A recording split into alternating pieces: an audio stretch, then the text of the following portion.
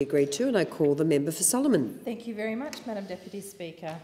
I rise today in this adjournment debate to add to the discussion regarding the China-Australia Free Trade Agreement, or ChAFTA as we like to call it.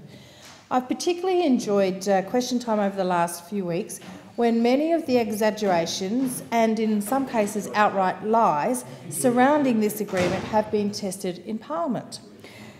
Questions have been asked, but the answers are very straightforward, and I think a lot of people who have heard what the unions and their puppets on the front bench of the Labor Party have been saying have had many of their fears put to ease.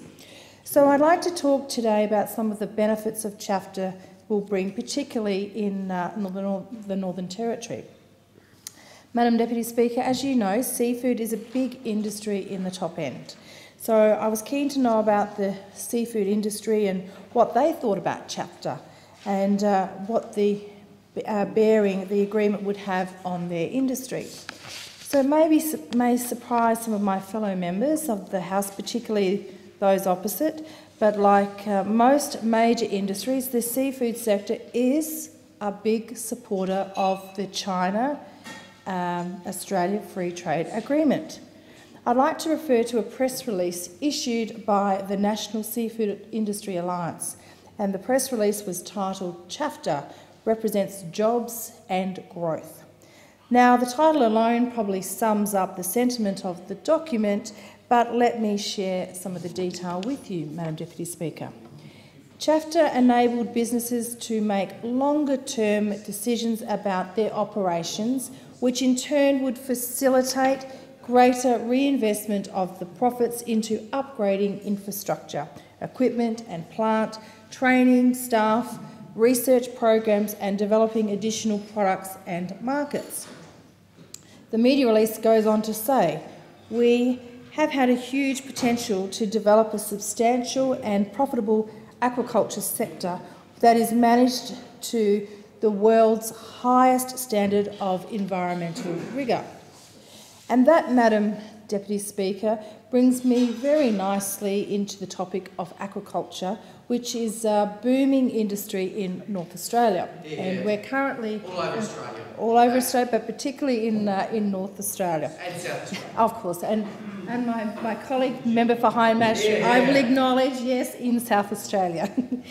Just a few months ago, I represented the Deputy Prime Minister at a ceremony to mark the fast-tracking of a $1.45 billion aquaculture investment in the Northern Territory. I'll just repeat that, Madam Deputy Speaker, a $1.45 billion aquaculture investment in the Northern Territory.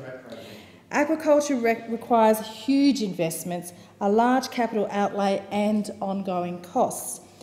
To make those sorts of investments, businesses need confidence, and that's exactly what ChAFTA will bring, the assurance of access on reasonable terms to the world's largest single market.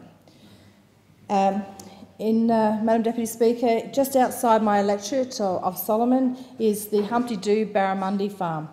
A decade ago, the farm was producing a very respectable tonne of barramundi each week. Since then, by investing heavily in the operations and adopting world's best practice techniques, this enterprise is now producing 1,500 tonnes a year. So by my calculations, that it is a 29-fold increase over the course of a decade.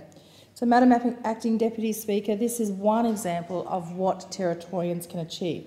So for the Northern Territory, all the pieces are falling into place.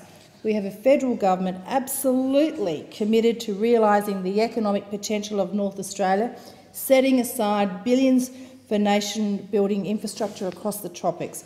We already have a free trade deals with many significant markets in Asia. Federally and in the Territory, we have sensible economic policies in place boosting business confidence. Private sector investors are already moving in.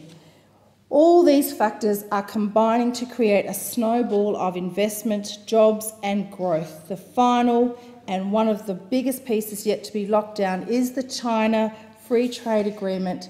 Once that agreement is in place, the sky is the limit in North Australia and indeed for the rest of the country, because we've heard it before. If North Australia is doing well, the rest of the country is prospering.